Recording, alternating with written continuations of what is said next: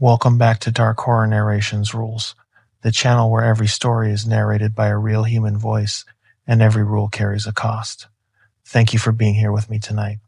If you are new, pull the blinds, turn the lights low, and settle in, because this one started on a windswept stretch of the Texas Panhandle, and it did not stay there.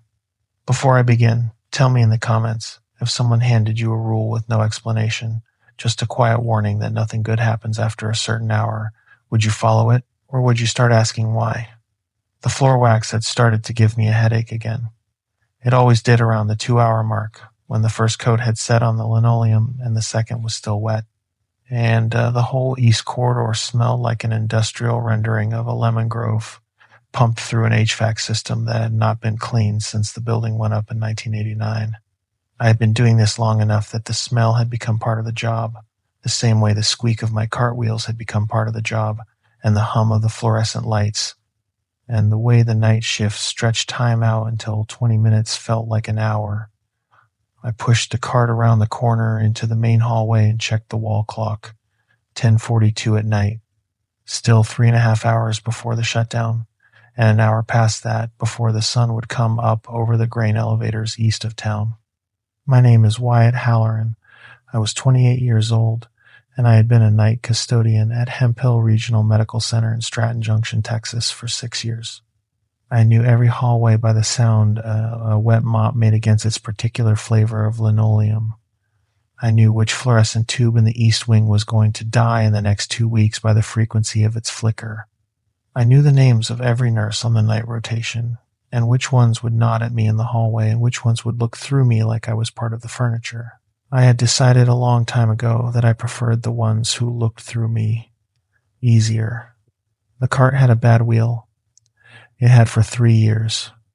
I had put in the maintenance request 4 times and stopped after the 4th, because the squeak had started to function as a kind of company.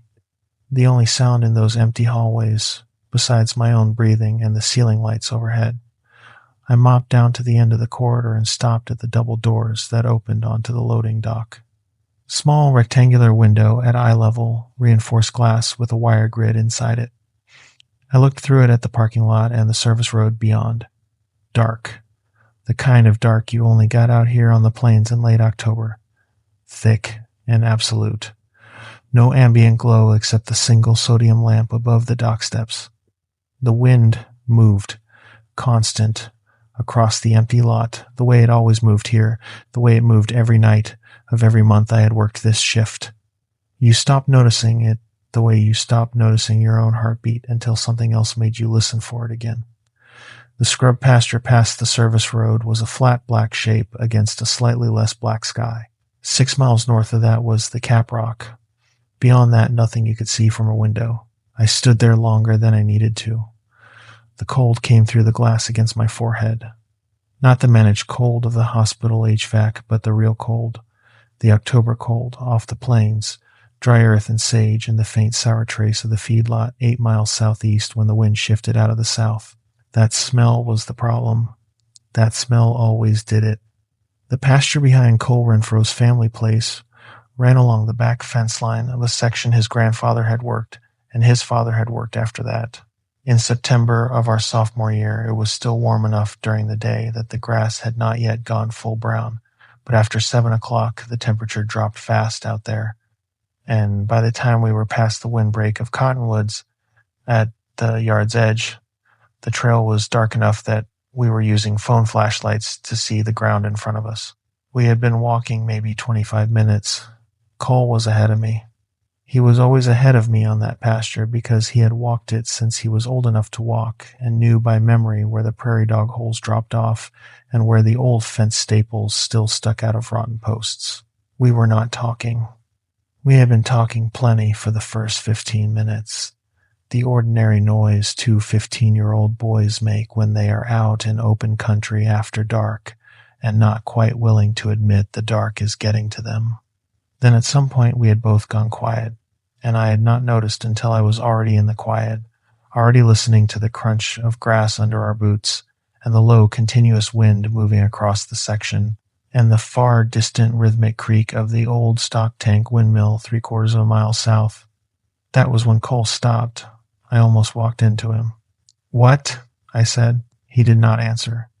He had his flashlight pointed down the fence line, and the beam was steady because his hand was steady, and that was the first thing that scared me. The stillness of the light. I looked past him down the line of wire. There was a stretch of maybe 40 feet visible before the fence line curved around a rise and disappeared. The beam reached about 20 feet and then faded into general dark. In that dark, at the far edge of the beam, standing just off to the right of the fence, there was something. I did not look at it directly. I could not have told you why at the time. My eyes would not quite land on it. They kept sliding off the way they slide off a floater that drifts across your field of vision when you try to focus on it. I could see the thing only the way you see something peripheral. Not its features, not its shape exactly, just the fact of its presence. A difference in the dark. Tall, impossibly thin, not moving. And then it was closer. It did not cross the distance. I was watching the fence, watching that specific spot, and it had been there, and then it was nearer, and the 40 feet had become maybe 20, and I had not seen it move. I had not blinked. I had been looking at that patch of ground the entire time, and it had simply been farther, and then it was nearer. The way something in a dream changes position between the moment you look at it and the moment you look away. Except I had not looked away. Cole grabbed my arm. "Back," he said, very quiet. "Go back." We went back along the fence line and through the yard gate and across the dirt drive and inside through the kitchen door with the light on. Neither of us said anything for a long time. His mom made hot chocolate at some point without asking why we were inside. I drank mine and held the mug and watched Cole's face, and he did not look scared, exactly.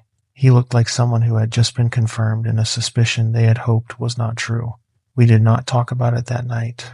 At school on Monday, Cole had 3 parallel scratches along his left cheek, thin and shallow, starting from the cheekbone and running toward his jaw. I asked him about it in the hallway before first period. He looked at me with an expression I had never seen on him before. Not fear, exactly. The thing underneath fear. The flattened, exhausted thing that fear leaves behind when it stays too long. "Just stop talking about it," he said. That was all. I pulled back from the loading dock window and picked up my mop. The cartwheel squeaked. I worked my way back down the east corridor, past the nurse's station, where Patty Odell was charting and did not look up, toward the elevator bank at the center of the building. Dolores Prine was standing near the elevator when I came around the corner. Dolores was the facilities manager. She had been the facilities manager for as long as anyone at the hospital could remember, one of those facts people said without thinking about what it meant. She was in her mid-50s, short hair going gray, and she dressed like someone who had decided decades ago that function was a form of communication. She held a clipboard the way a schoolteacher holds a clipboard. Like a statement, she looked at my cart, then at me. "East Wing done?" she said. "Yeah. Center Hall now, then West Wing, then I looped back through ER. She nodded and made a small mark with her pen. Then, without changing her tone, without looking up, "You know what time it is. 10:49. And you know what that means. Basement by 218. Got it." She looked up then. There was no expression on her face exactly, but there was something in her eyes, not a warning, not concern, something older than those things. Something habitual enough that it had stopped feeling like a choice. "Nothing good happens outside between 2:18 and 2:30, she said. "Not here." It was not a question, not quite a statement either. The kind of thing you say when you have said it so many times that the meaning has been replaced by the act of saying it. "I know," I said. She made another mark and walked away. I stood in the hallway after she turned the corner. The fluorescent above me buzzed. The cartwheel waited. 6 years at Hemphill, and the rule had never been explained to me. Not the first time Dolores said it during orientation, and not any of the 100 or so times since. It was just part of the building, part of the job. You got inside by 2:18 and you stayed in the basement break room until 2:30, and if the power tried to come back early, which sometimes it seemed to, you did not come up until your watch said 2:30 exactly.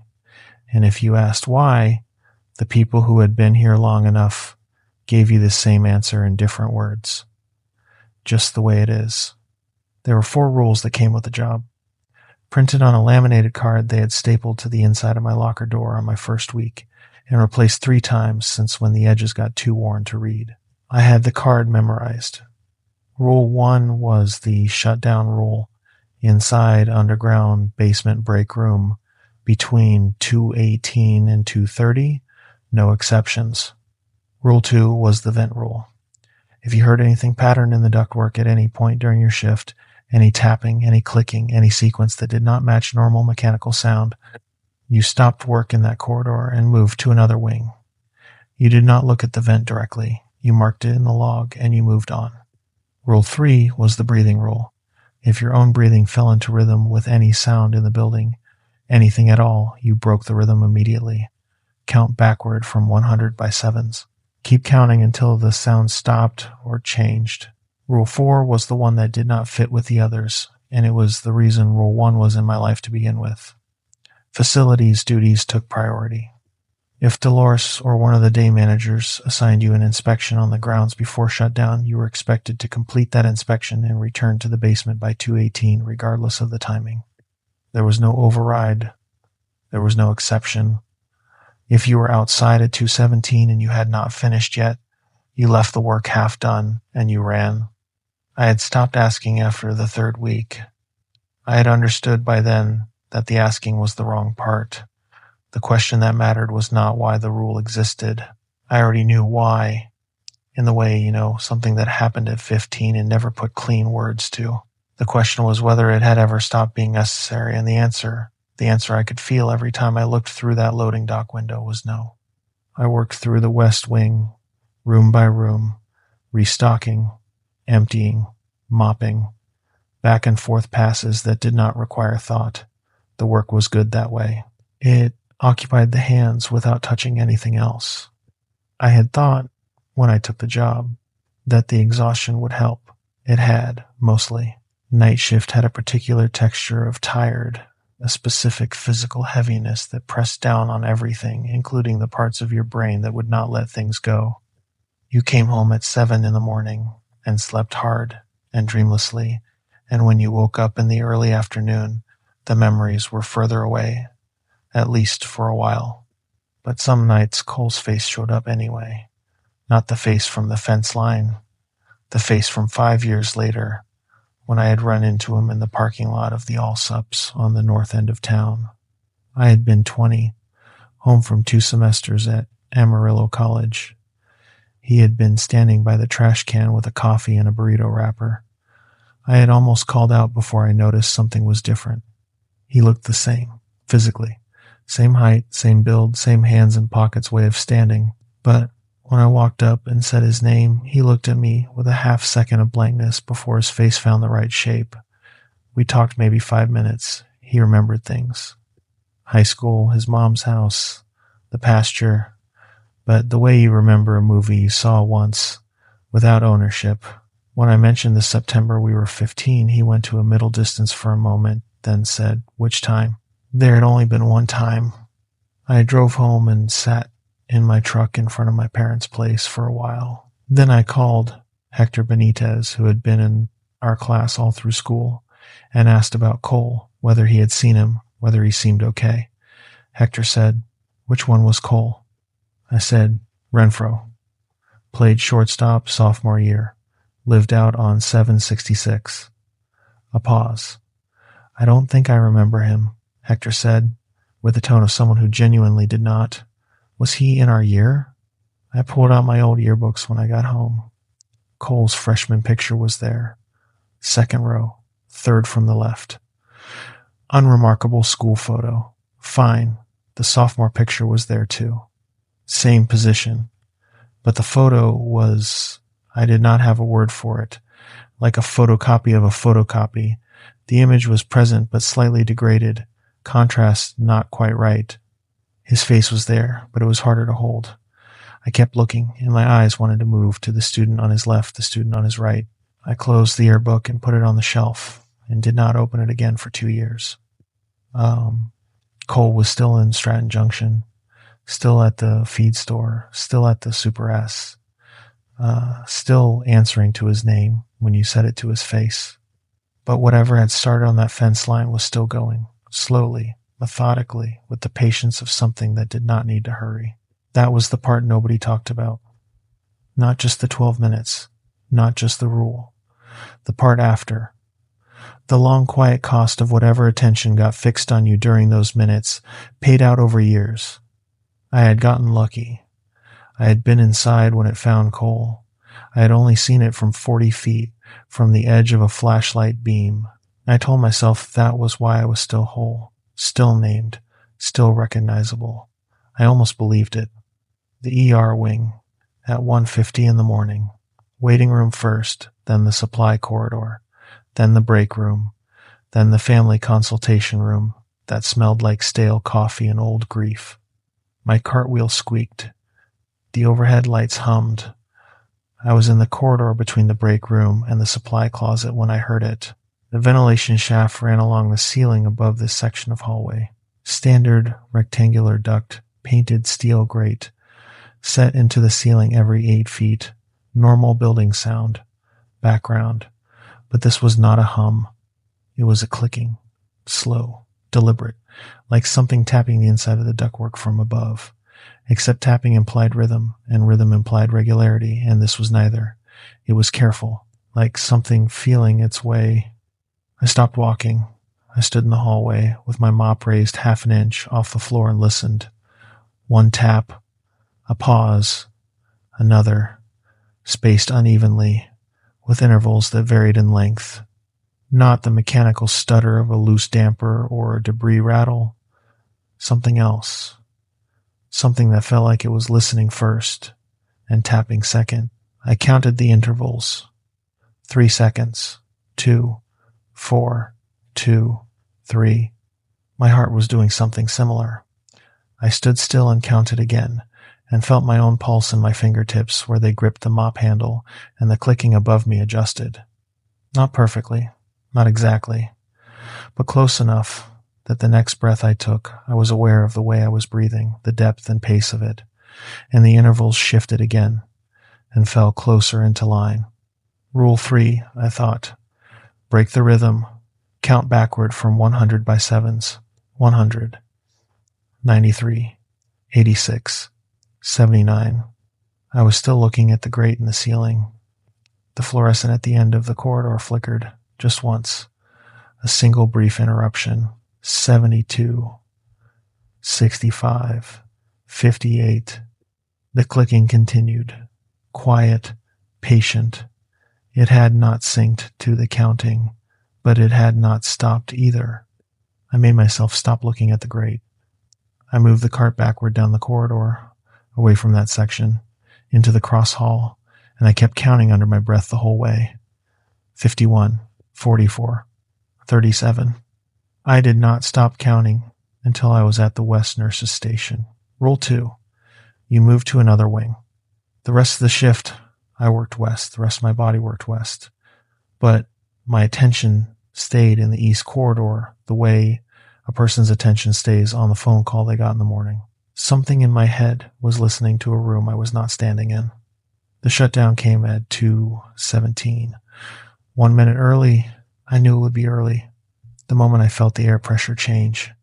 The HVAC did not wind down the way it normally did. The slow hum, then quieter hum. It just stopped. The fluorescent lights, the low mechanical bass in the walls, all of it gone at once. The hallway went dark except for the emergency strips along the baseboard. Dim orange things that turned the linoleum the color of old rust. I was already moving toward the basement stairs. I had been within 10 steps of them for the last 15 minutes because I had known something was coming early. The basement break room had a folding table, 4 plastic chairs, a half-working coffee machine, and a wall of lockers that smelled like other people's lunches. I sat down and put my hands flat on the table and watched the emergency light on the ceiling and waited. Rule 1. Do not come up until 2:30. The 12 minutes felt longer than usual. The clicking had not stopped when I left the East Corridor. It had followed me down the hallway, just at the edge of hearing, like a sound at the bottom of a well.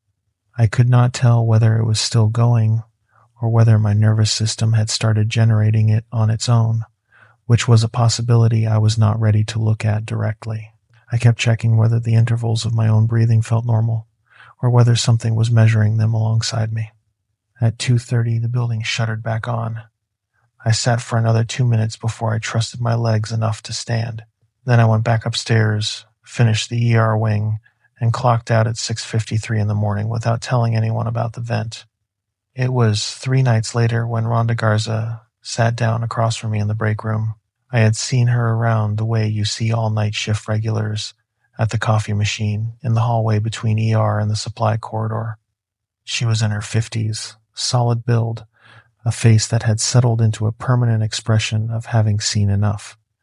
In 6 years, we had exchanged maybe 40 words total.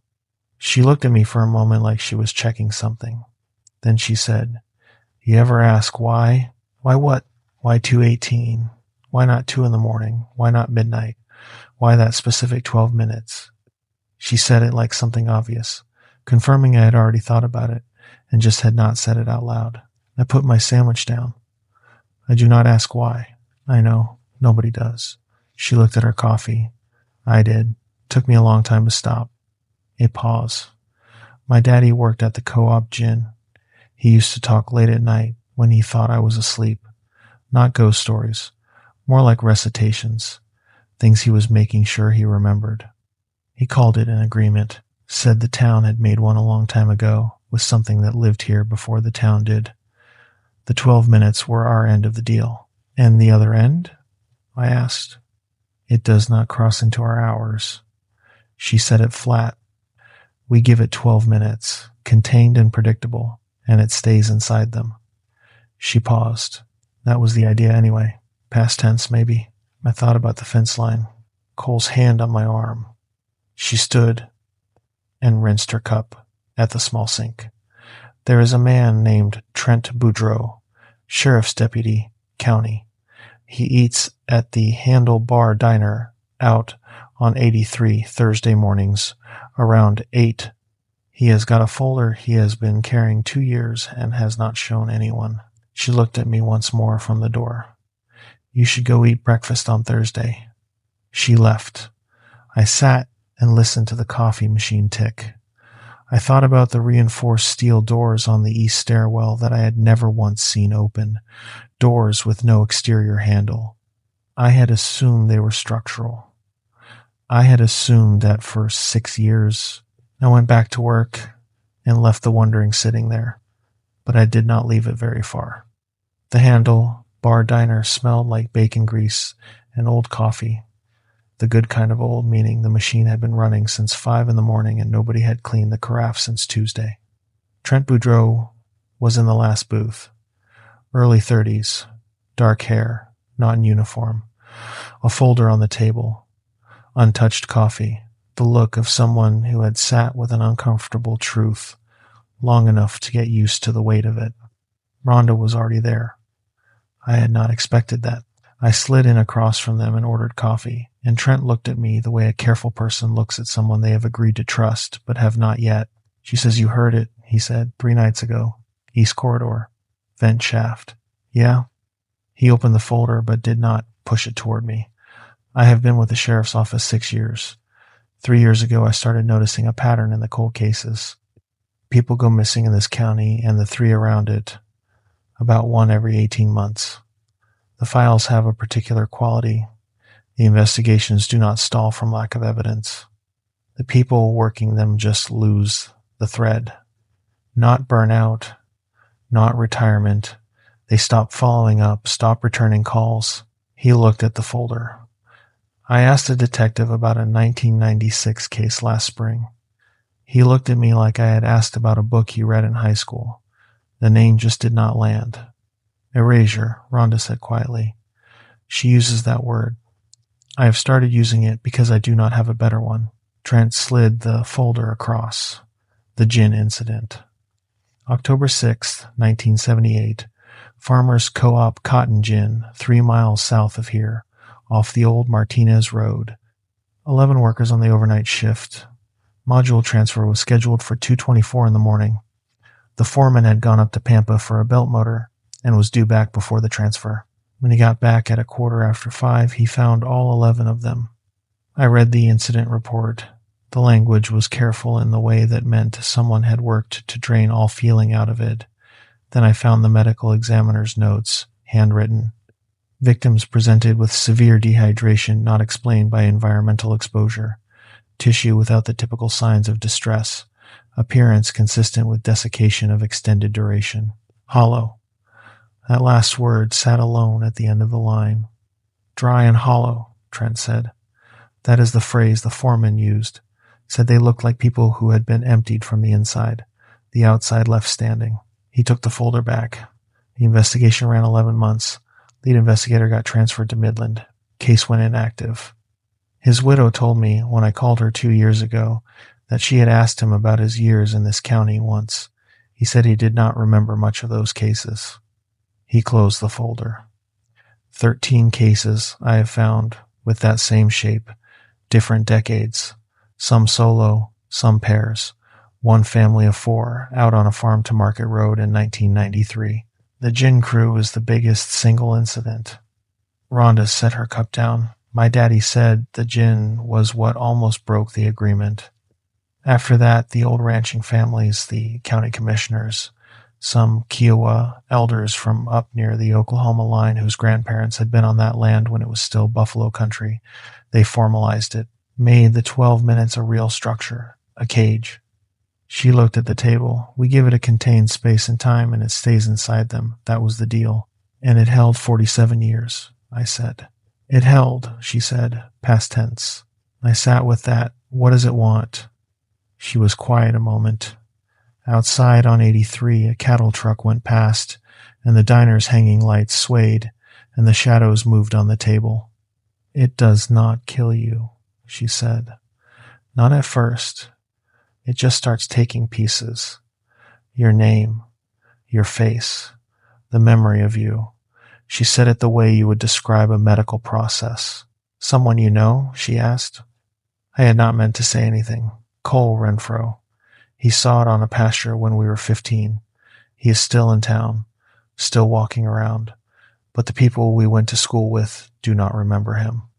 His yearbook photo looks wrong. He talked to me 8 years ago like he was reading from notes. I looked at my coffee. Whatever it is, it has been working on him for 13 years. The table was quiet.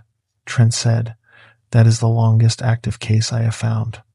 Rhonda said, because he saw it and survived, and it did not finish. It does not need to hurry. It finds a rhythm and stays on it. She paused.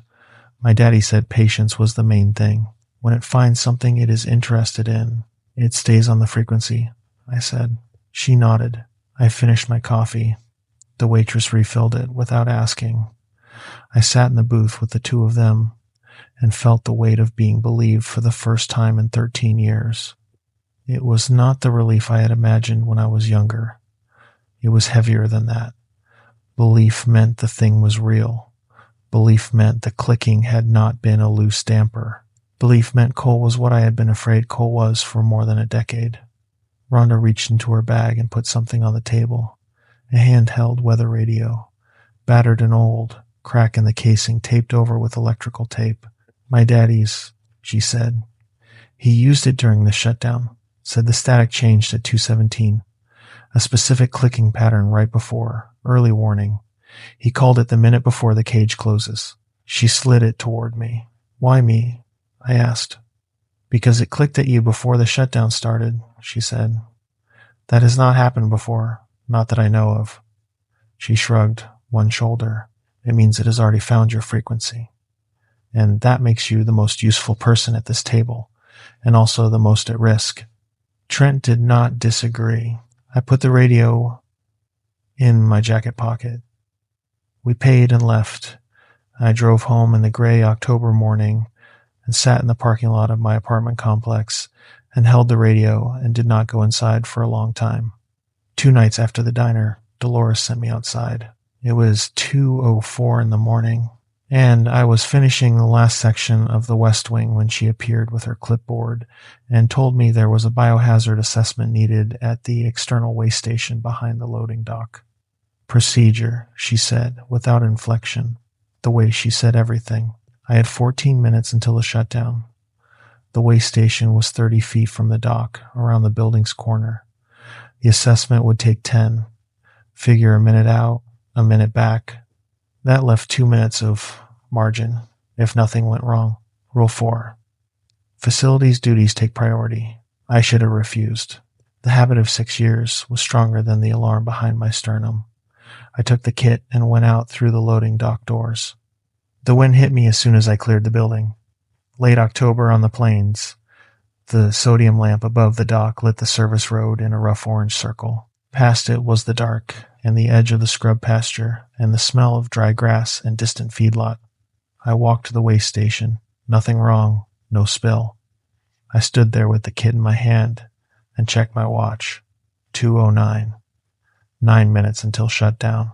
I turned to go back, and I heard the generator. The backup generator lived in a concrete housing past the waste station. It was not running. It never ran unless main power failed, but it was making a sound, a low resonant hum rising and falling in slow cycles, not mechanical, not diesel or hydraulics. Something that had found the shell of the generator and was using it the way water finds the shape of whatever holds it. I stopped walking. The hum rose and fell. I became aware of my own breathing, the depth of it, the pace, and the hum shifted half a beat and found the same rhythm. I felt it in my chest the way you feel bass through a wall, not sound so much as pressure. Rule 3, 100, 93, 86, 79. I did not look at the dark pasture past the generator. I kept my eyes on the service road, concrete, and tracked in my peripheral vision, just barely, the very edge, the shape standing off to the left of the generator housing, tall, impossibly thin. A difference in the dark, the way a room you think is empty turns out not to be. It had been further. I had not seen it close the distance. I just knew 72, 65, 58. The hum synced with my exhale. The counting was not breaking it. I walked, not ran, even, deliberate, back toward the dock, eyes forward, keeping the soft peripheral track on the shape without giving it a focal point. 15 feet, to the lamp. 10. The hum stayed on my rhythm. I felt the air pressure shift at my back the way you feel it when someone is standing too close. I hit the dock steps, took them in 2 instead of 3, shouldered through the door, and was inside. 2:14 on my watch, 4 minutes before the shutdown. I stood in the corridor and breathed. 51, 44, 37. I kept counting until my watch read 2:16, and my breathing felt like my own again. I did not even bother with the cart. I went straight for the basement stairs. At 2:18, the building went dark. I was already at the folding table, holding the radio in both hands in the dark, waiting. At 2:30, the building came back. I stayed another minute. Then I went to the secondary break room at the far end of the basement where I had texted Rhonda to meet me. I pushed the door open. She was there, sitting with her back to me, facing the far wall, perfectly still, in the way stillness is not a choice. Hands in her lap, head forward. Her lips were moving, no sound. Just the shape of words, slow and repetitive, like something being recited in a language reduced to its sounds. I said her name. Nothing. I said it again, louder, and stepped in. She turned. Not startled, just turned. The way someone turns when they realize someone has been talking to them. And her eyes were off for a second, focused through me or past me, and then they cleared and she blinked. Wyatt? A look almost like confusion. Are you all right? You look like you have seen a ghost. The radio, I said. I pulled it from my jacket. Your daddy's. You gave it to me at the diner. She looked at it with a careful expression of someone trying to recognize something she should know. She pressed 2 fingers to her temple briefly. I must have. I am sorry. Long shift. She straightened her scrubs and moved toward the door. I should check on the floor. She left. I stood in the break room and looked at the chair and the wall she had been facing. The memory of the diner, of sliding the radio across the table, that piece of her was gone. It was not coming back. I put the radio in my pocket, turned off the light, and went back upstairs. The cart was still in the east corridor, exactly where I had left it. I picked up the mop. I did not look at the ceiling. I counted my breathing and kept count all the way to the end of the hall. The night after the generator, I called Trent from my truck in the hospital parking lot. I did not call from inside because inside meant Dolores's building, Dolores's corridors. I had started to think of the building as something that had ears, not literally, but the way it had sent me outside at 2:04, the precision of it, 14 minutes, not 20, not 10, that had been deliberate in a way Dolores might not have even understood herself. The town's rules had a way of enforcing themselves through the people who had lived inside them long enough. Trent picked up on the second ring. I told him about the generator, the hum, the sink, the shape in the peripheral dark off to the left of the housing. I told him about the walk back to the dock and the way the air pressure had changed at my back. I told him about Rhonda in the break room, the moving lips, the blank look. He was quiet for a moment after I finished. She does not remember the radio, he said. She looked at it like it was something she had maybe seen once. Another pause. How fast? He said. Not a question exactly, more like he was working through it. I do not know. One meeting at the diner, one piece of it gone by that same night. I looked through the windshield at the hospital entrance and noticed her because she talked to me, because she gave me something useful. Then talking to me puts me on the list, Trent said. Probably already did. He did not say anything for a few seconds. I heard him shift, the creak of a chair. Then we do not have the option of doing nothing. Doing nothing just means waiting for pieces to go missing. I had been thinking the same thing since I had left the basement. The old rules, stay inside, stay quiet, stay invisible, those were built for a version of this thing that honored the cage, a version that stayed in its 12 minutes and left the hours between alone. What I had felt outside the generator housing was something that had already crossed that line. Not in body, maybe, but in attention. It had my frequency from the vent in the east corridor. It had Rhonda's from whatever contact she had had in the years she had spent in this building. The agreement was fraying at the edges, and the edges were us. The helipad, I said. What about it? The high-intensity floods they use for night landings. Those are not on building power. They are on a separate circuit. Dedicated line direct to the helipad panel. During the shutdown, they would still be dark. But if we fire them up at 2:17, just before, and point them at the service road, you want to light it up. I want to see if light does anything to it. Pin it in one place, break the skipping. I pressed my hand against the steering wheel. It moves the way it does because we can never get a clear look at it. Peripheral only. Never direct. What if direct light forces it into something more fixed? Something that cannot just vanish between 1 second and the next. Trent said, that is a theory. Yeah, it is the only one I have. He was quiet long enough that I thought he might say no. Then, I will get the roof access code from the facilities panel. Give me 2 days. 2 days later, the three of us stood at the base of the roof access stairwell at 2:05 in the morning. Rhonda had come. I had been careful telling her. Kept it short, kept it factual, and she had listened with the same flat attention she gave everything. Whatever piece of her the generator night had taken, her sharpness was not in it. She was still herself in the ways that mattered. She just did not remember the radio.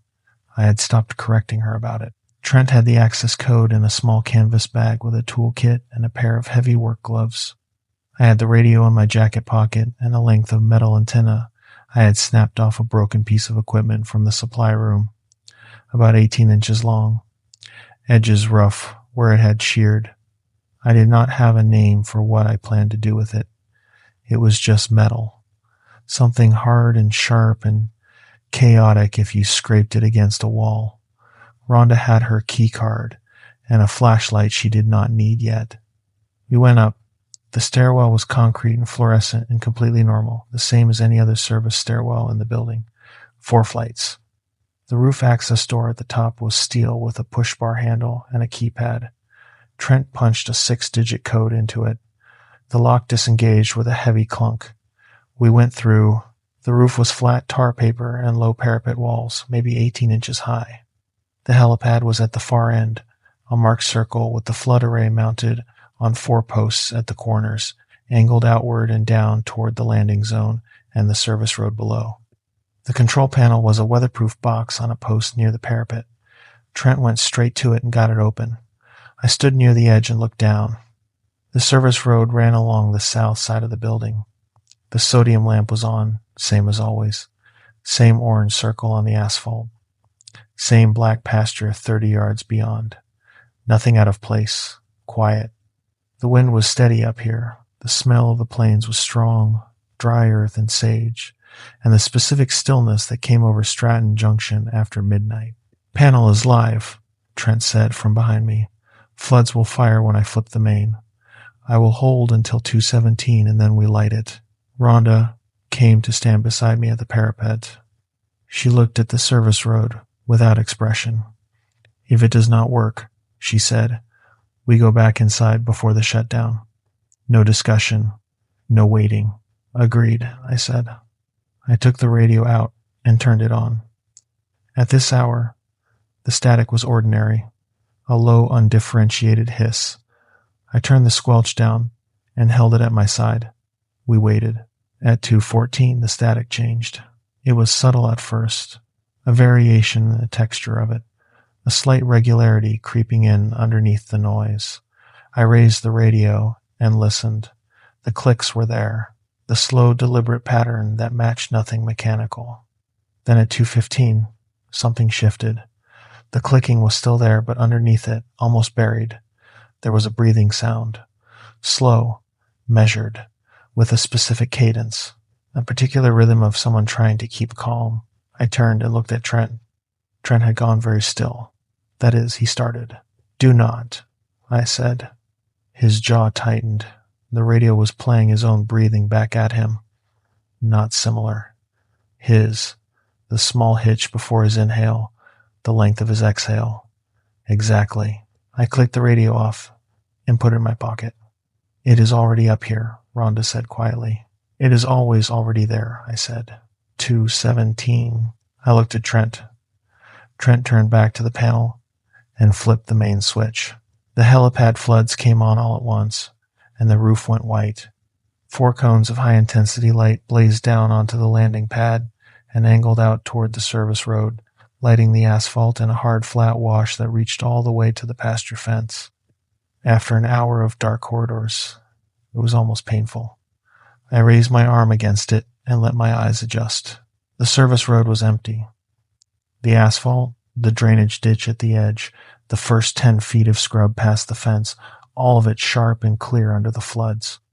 For about 15 seconds, nothing happened. Then the light started to do something wrong. I noticed it first at the edges of the flood cones, where the beams intersected and overlapped. The light there was bending slightly, the way heat haze bends things over asphalt in July. Except it was 40 degrees, and there was no heat source. The distortion was small at first, a wobble, a shimmer. Then it started stacking. That was the only word I had for it. The distortion in one cone bent and folded, and the fold held its shape, and a second one appeared beside it, and a third, and they did not cancel each other out. They built. Each shimmer became more defined than the one before it, until there were 4 or 5 distinct shapes in the light, each one roughly the outline of something very tall and very thin, and each one in a slightly different position on the service road below. Not one, multiple. The radio in my pocket started clicking through the fabric. "Off," Rhonda said. "Turn the floods off." "If we turn them off," Trent started. "They are using the light," I said. "Turn them off now." Trent hit the switch. The floods died, and the roof went black. The sudden dark was 10 times more complete than before. My eyes found nothing for 2 full seconds. Then the emergency strips and the building's exterior safety lights came back to my adjusting vision. I looked at the service road. The sodium lamp was still on, in its orange circle, in the peripheral corner of my vision, and only there was a shape, one, standing at the edge of the lamp's reach, at the border between the orange light and the dark, closer than it had been when the floods were on, significantly closer. It had pushed back harder. Door, I said. Now, we moved. Rhonda went first. I went second. Trent came behind. The roof access door was 10 feet away. Rhonda hit the push bar and went through, and I was right behind her, and I turned back. Trent was at the door. His hand was on the push bar. He looked back at the roof once, one single look at the parapet, at the dark beyond it, and then he looked at me, and his expression was the expression of a person who has done the math and does not like the answer. Go, he said. There is only one stairwell down. If it comes through that door before you are at the bottom, you have got nowhere to go. He was not panicking. He was explaining the way a cop explains something clear, matter of fact, the calm of someone who has already decided, I will hold the door. I will give you 60 seconds, and then I will follow. Before I could answer, he stepped back outside and let the door fall shut. I stood with my hand against the door. From the other side came the sound of Trent's boots on the tar paper, moving back toward the parapet. Then silence. Rhonda's hand closed on my arm. Stairs, she said. I pulled the antenna from my pocket and scraped it hard against the concrete wall of the stairwell. The sound it made was a hard, irregular shriek, sharp and chaotic, nothing like a rhythm. I did it twice, 3 times, dragging the rough edge down the wall, and the sound echoed up and down the stairwell and came back at itself and broke apart. Then we went down. 3 flights. 2, 1, through the fire door, into the basement corridor. From above us, muffled by 4 floors of concrete and steel, came a sound. 3 impacts on the roof access door, heavy and deliberate, evenly spaced, not frantic, not fast. Space the way something spaces its movements when it has nowhere else to be and all the time it needs. Then nothing. We went to the basement break room. We sat at the table in the emergency light, and we waited for 2:30, and neither of us said anything.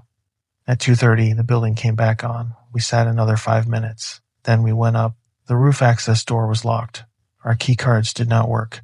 Trent's did not work. I tried the code from memory, and it did not work. The keypad read the sequence, and the light stayed red. We went back down to the lobby. Dolores Prine was at the main desk with her clipboard, talking to the overnight receptionist about a supply order. She looked up when we came in. She looked at Rhonda's face and mine, and then at the space between us where Trent was not, and her expression did not change.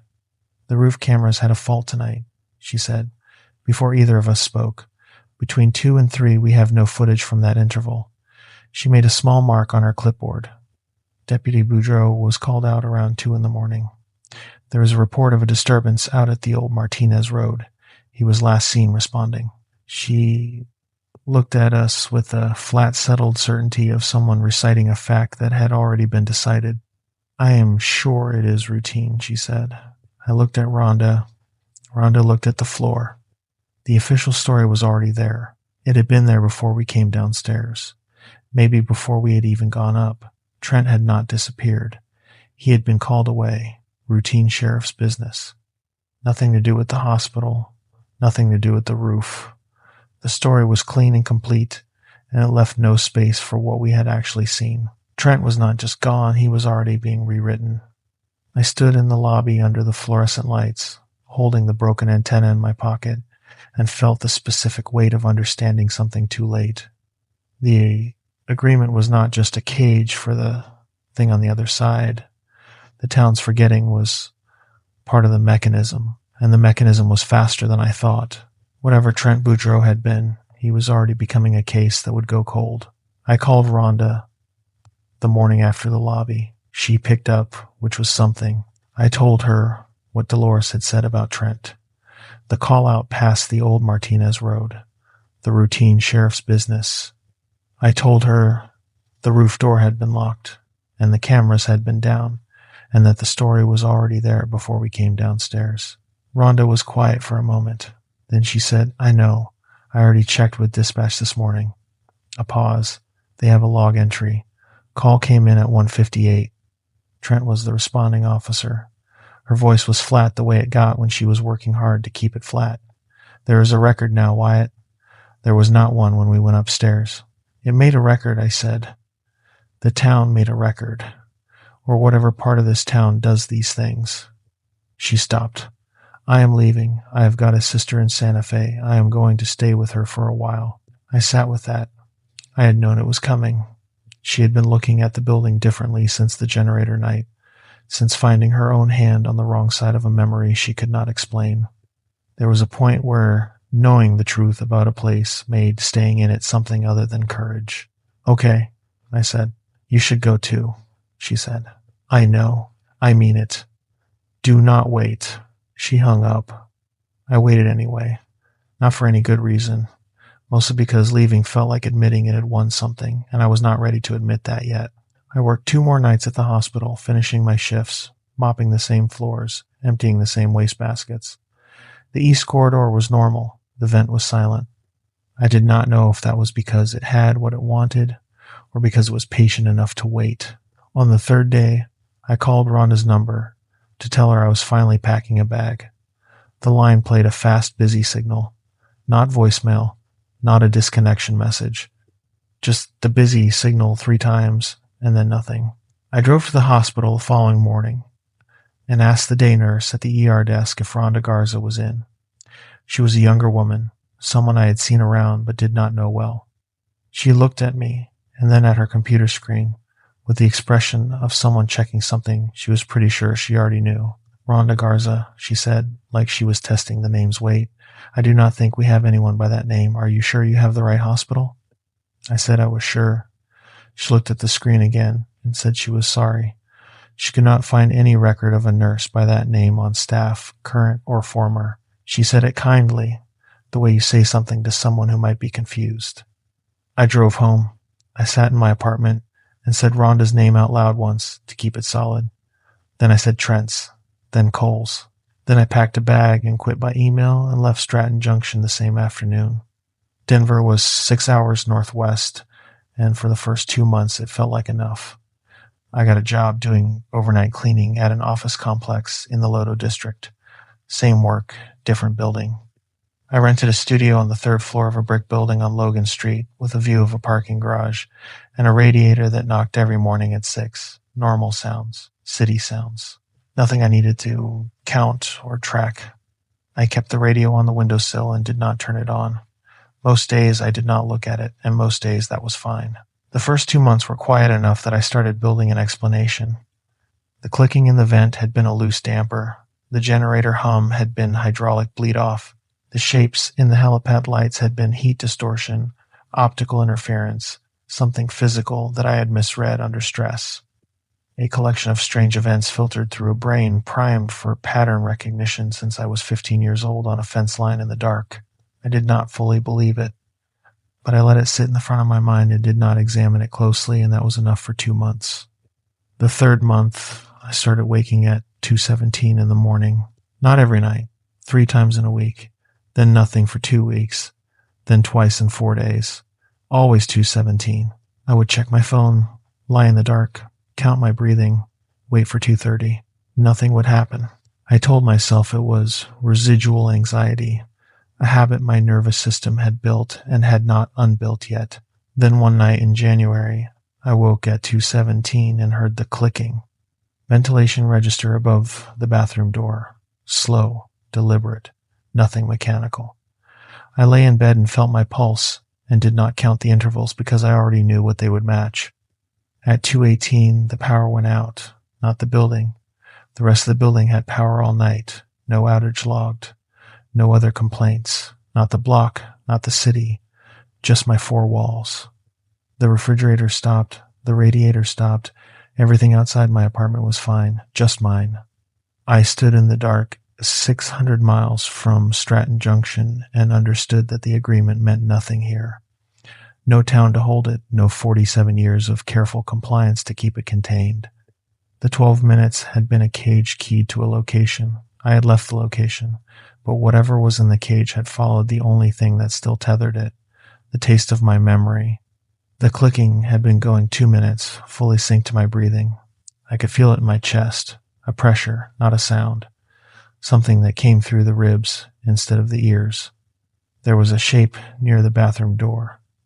I kept my eyes on the window, on the fixed yellow safety light on the second level of the parking garage across the street. Soft focus, peripheral tracking only.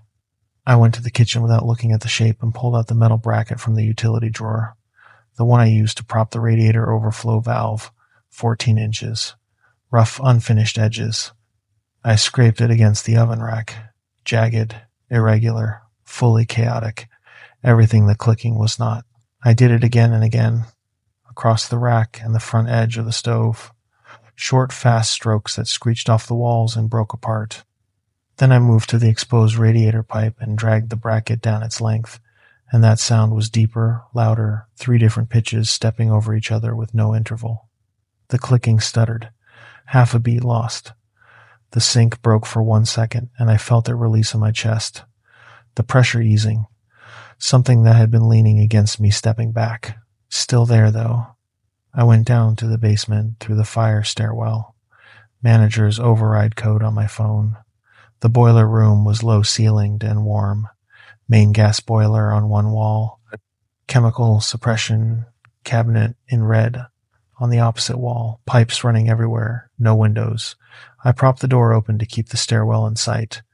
The clicking found the pipes within 30 seconds. Slower than before, less certain, the sink not as tight. The interruption upstairs had cost it something, but it had adapted, found a new conduit. It always found a new conduit. I scraped the bracket against the nearest pipe. Long, hard, completely arrhythmic. While the echo was still going, I crossed to the main gas supply line, the thick yellow painted pipe off the back wall, and found the manual relief coupling. Both hands, most of my weight, 6 seconds. Then the hiss, 90 seconds maybe, before the room had what I needed.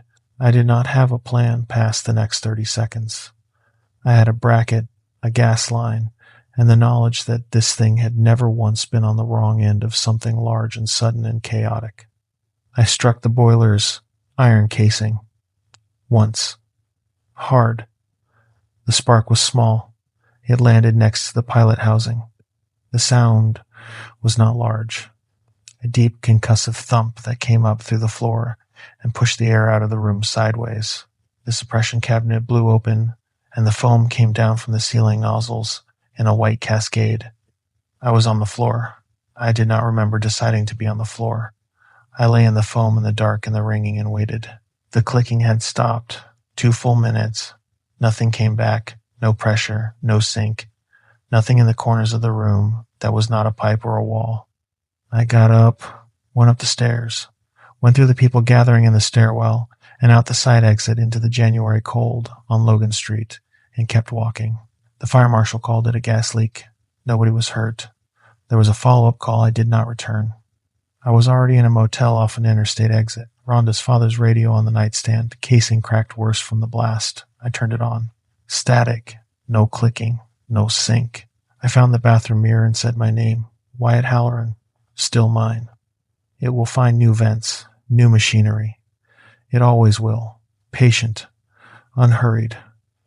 So I will keep moving. Keep making noise.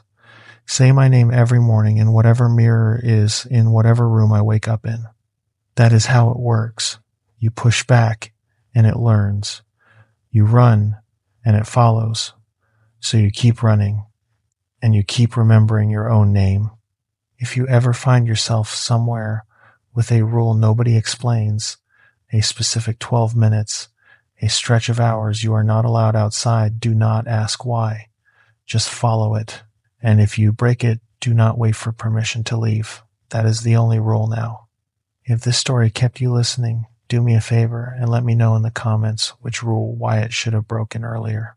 Hit subscribe if you want more rules-based horror narrations every week. And remember, your name, your breath, your memory, those three are yours. Keep them.